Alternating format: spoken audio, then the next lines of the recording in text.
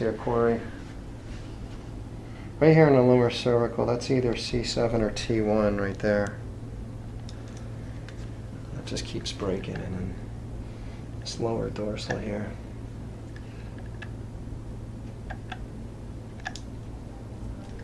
T8, T9. And then you, just like me, that good old L5, buddy. Well known to the world of CrossFit, although not just accepted just yet, although it's going to be.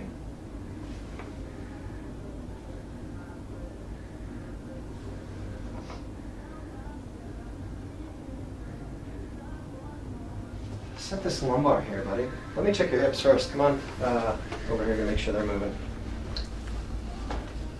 Right leg and left leg. Okay, right side, left side. So we don't see a lot of motion in the pelvis, a little bit more locked on the right side there. Your glute also sticks out further on that side too. And when that sticks out further, it's just the way the hips are rotating there. Your x-ray shows that it's externally rotated. And when this rotates externally, this bone actually kind of pushes out the glute a little bit. So it'll look your glute will look a little bit bigger on that right side. One this way. Let's get right there.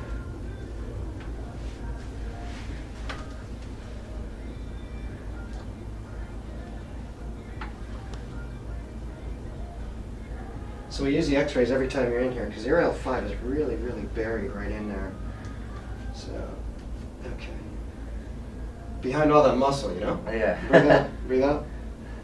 Okay, I'm gonna take this one. Okay, nice and gentle.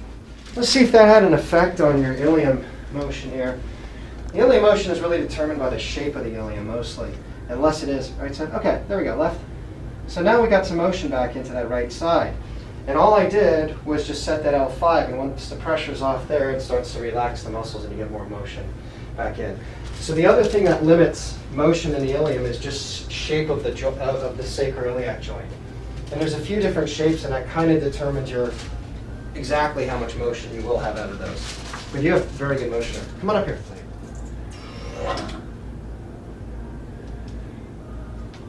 Great.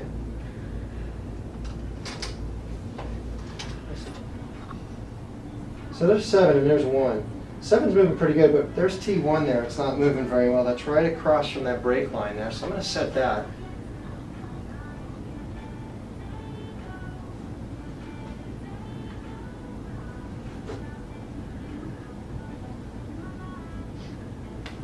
Oh, nice and gentle. Nice and gentle. We're going to go over those breaks, the same spots. So that right there is T1, and let's go over that again.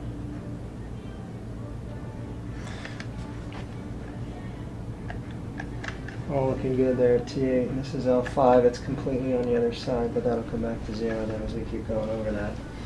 So one of the reasons that the neck is going in the opposite direction here, that's almost 100% of the time compensatory, right? It's when you have a subluxation down here, your body compensates. Just as if you sprain your left ankle, you start putting more weight on the right side, and that will wear out over time if you would keep limping like that. That's the same thing that happens up here when you have a subluxation in that upper dorsal or the lower cervical. When that shifts down and back, the vertebrae compensate by moving over.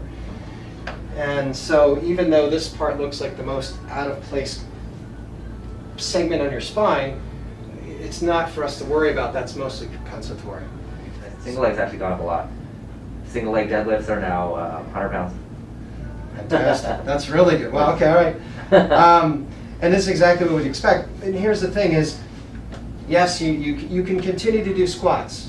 You can continue to do them. But there's consequences to doing them.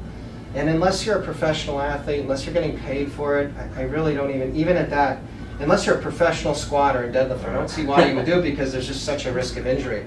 But tell me about the single legs now. You've been able to do them as far as intensity that you would get from like a squat or a deadlift. Where are you at with your single legs creating that intensity? Is it less, more? Because you've only been here for a couple weeks. Yeah, definitely more intense. I feel like I have more mobility actually when I'm doing single leg. You mean you can take them deeper, or? Okay, fantastic.